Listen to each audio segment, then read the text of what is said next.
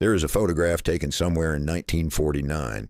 A small boy, 8 years old, stands on a wooden crate in a radio studio. His feet don't quite reach the floor without it. His dark hair is combed neatly to one side. Someone's hands did that this morning, probably his mother's. He's leaning slightly forward toward a microphone that is still too tall for him, even with the crate. His expression is not excited. It is not nervous. It is something harder to name, the face of a child who has just been told that from this moment forward, he will play himself, not a character, not a made-up boy with a made-up name, himself. His name was Eric Hilliard Nelson. The world would call him Ricky. And the world, all of it, tens of millions of Americans eating dinner in living rooms across the country, had already been calling him that for years before he ever stood at that microphone. They just hadn't been hearing his voice. They had been hearing an actor's voice, a professional's voice. A stranger's voice, shaped to sound like a child, speaking lines written for a boy named Ricky Nelson, who was, at that moment, sitting somewhere listening to himself on the radio. Think about that for a moment. Before he ever said a single word in public, America had already decided who he was. His parents were Ozzie and Harriet Nelson, and in the 1940s, that meant something. Their radio program, The Adventures of Ozzie and Harriet, was one of the most listened to shows in the country. Every week, millions of Americans tuned in to hear the gentle, warm, occasionally bumbling domestic life of this perfect American family. Ozzie, Harriet, and their two boys, David and Ricky. Except David and Ricky weren't there. Child actors played them. The real boys were at home, being children, while radio versions of them laughed and bickered and learned lessons about honesty and kindness and the importance of family dinner. Ricky Nelson grew up with a double. A ghost of himself broadcast into every American kitchen. When Ozzie finally decided to put his real sons on the air, Ricky was 8 years old, David 12, it wasn't presented as a change. It was presented as a continuation. Same show, same family, same Ricky. Just now it was actually him, standing on that wooden crate, leaning toward that microphone.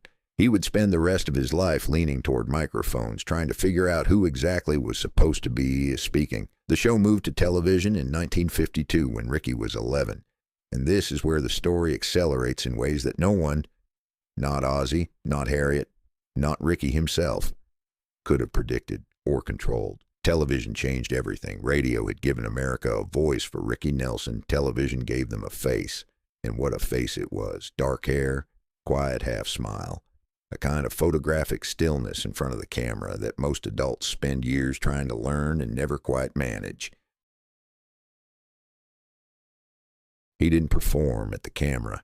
He didn't push toward it. He simply existed in its presence, and the camera, as cameras do with certain rare people, pulled toward him as if by its own gravity. He was 13 when the show began. 14. 15. America watched him do his homework. America watched him fumble through conversations with girls. America watched him grow his first whiskers and pretend not to notice. It was not a performance of adolescence. It was adolescence itself, happening live in front of 30 million people. His parents were not cruel people. This is important to say. Ozzie and Harriet Nelson loved their sons, but they were also entertainers. And they lived in a world where the line between family and product had never been clearly drawn, because for them, it had never existed in the first place. The family was the product. The product was the family. By the time anyone might have thought to ask young Ricky whether he consented to any of this, he was already famous in 10 states. You cannot unring that bell. The music came later, and it came sideways, the way the best things in Ricky Nelson's life always seemed to arrive. Not through a door he opened, but through a window he hadn't noticed. He was 16 years old in 1957. There was a girl. There is always, at 16, a girl. She was a classmate, and she was devoted, the way teenage girls in 1957 were devoted, to Elvis Presley. Elvis, who had detonated American popular culture approximately 18 months earlier and left a smoking crater where conservative musical taste used to be. This girl loved Elvis. She talked about Elvis. She compared everything to Elvis.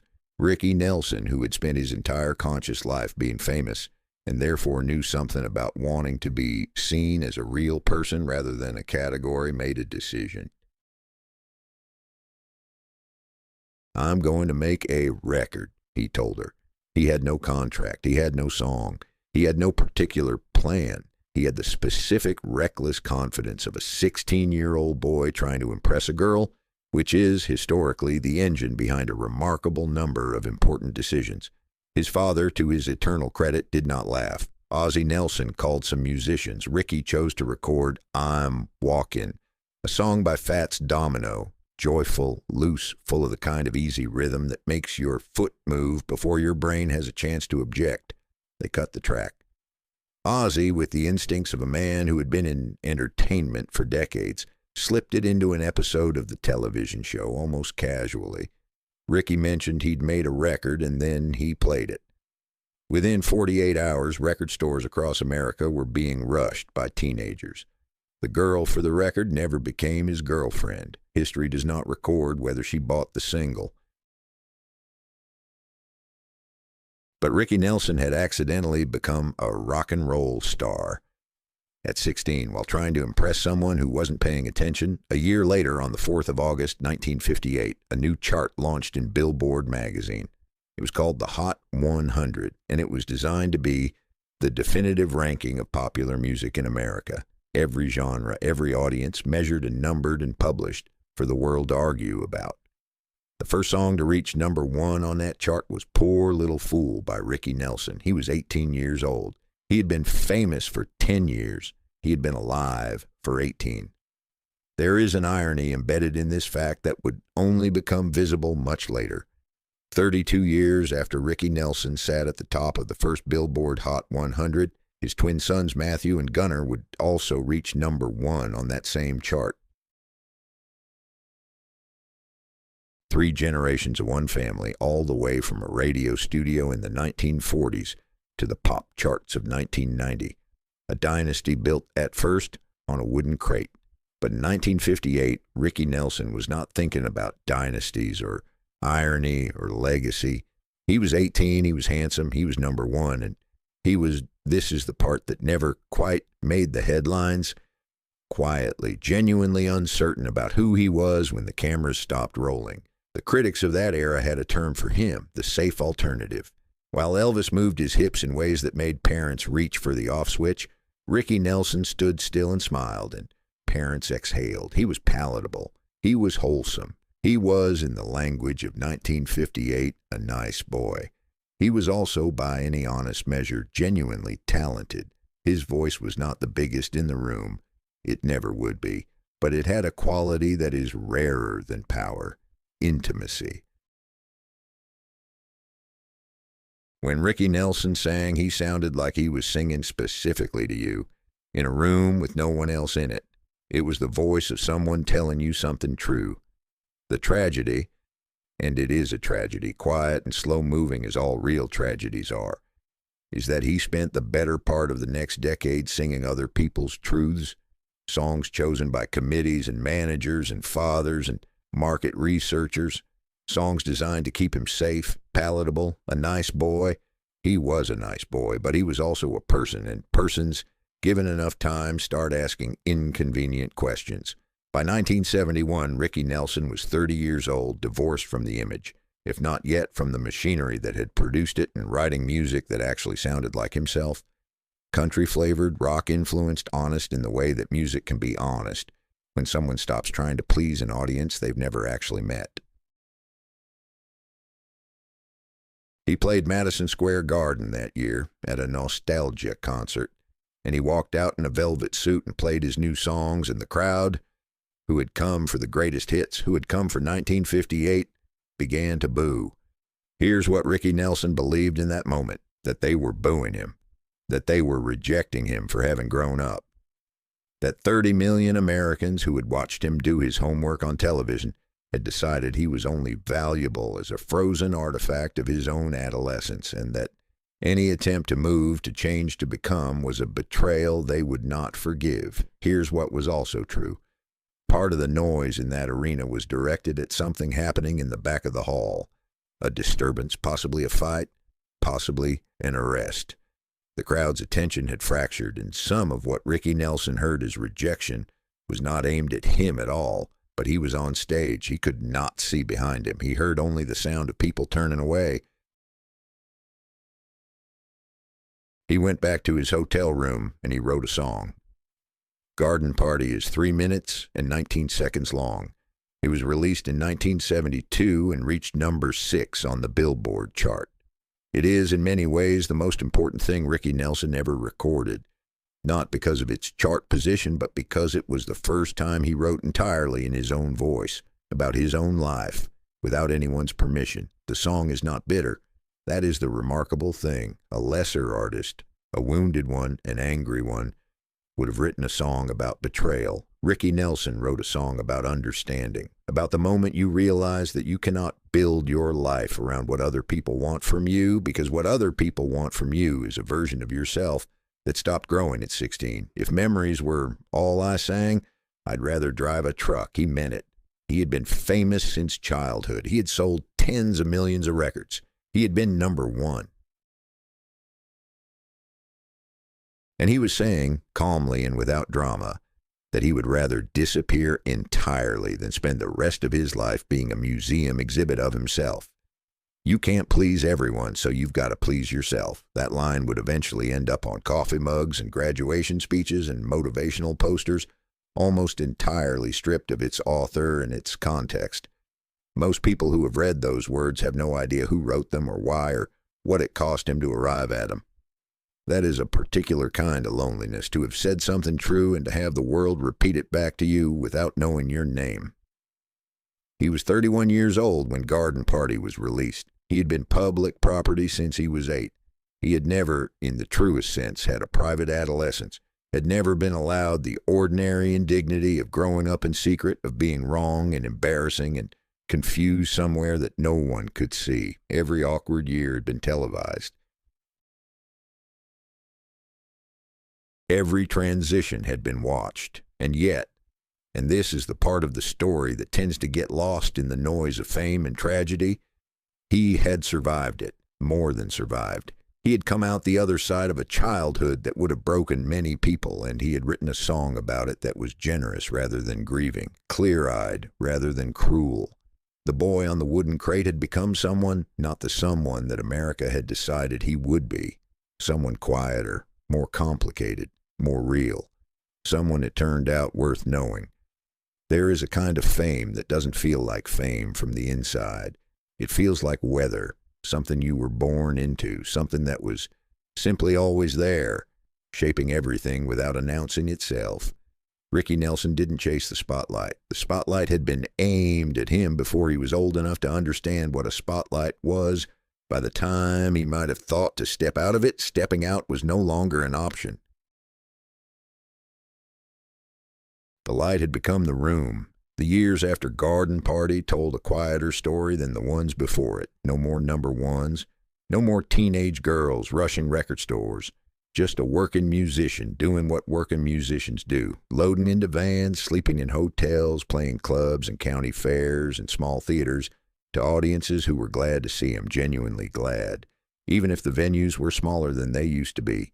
People who saw him perform in those years say the same things, unprompted, when you ask them, that he was still magnetic on a stage, that he treated his band like people, not furniture, that after a show, good or bad, full house or half empty, he'd find something to laugh about with his crew, something dry and understated, and the whole room would relax.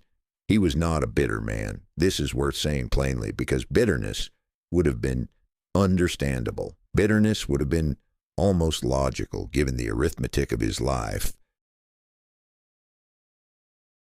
But he had written Garden Party and meant it, and the thing about meaning something is that it tends to hold.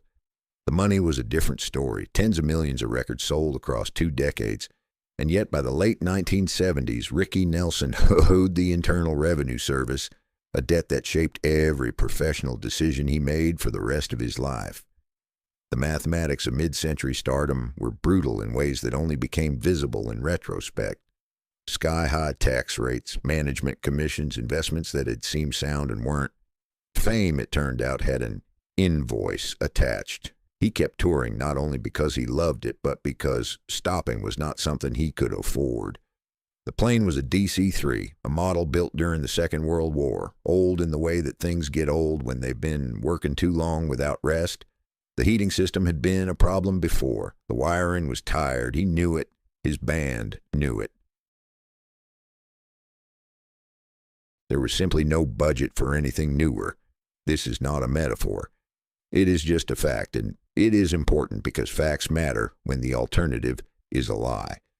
His 4 children, David, Tracy, and twins Matthew and Gunnar, remember a father who showed up. Not the television father, not the carefully constructed Ricky Nelson of ABC Wednesday nights, but an actual man who called from the road and laughed at his own jokes before he finished telling them, and looked at his kids with a slightly startled tenderness, as though he still couldn't quite believe they existed. He had not had an easy model to follow. His own father had loved him and employed him simultaneously, and the line between those two things had never been clean. Ozzie Nelson was not a villain. He was a man of his era who happened to raise his son inside a machine that required the son to be a product as well as a person. Ricky did not repeat that. His children are consistent on this point across decades of interviews. He was their father first. When Ozzie died in 1975, Ricky was 34 years old and suddenly the oldest Nelson man. No script had prepared him for that. He handled it the way he handled most things, quietly, without drama, by continuing to show up. His marriage to Chris ended formally in 1982. Afterward, a woman named Helen Blair came into his life. She was not from the industry. She had no interest in being famous by proximity. She simply loved him, the actual him, the one who read paperback novels in hotel rooms and could talk for an hour about vintage automobiles. By every account of people who knew them together, she made him happy in the uncomplicated way that happiness sometimes arrives when you stop expecting it. Helen was on the plane. In the last year or two of his life, people close to him noticed something shift.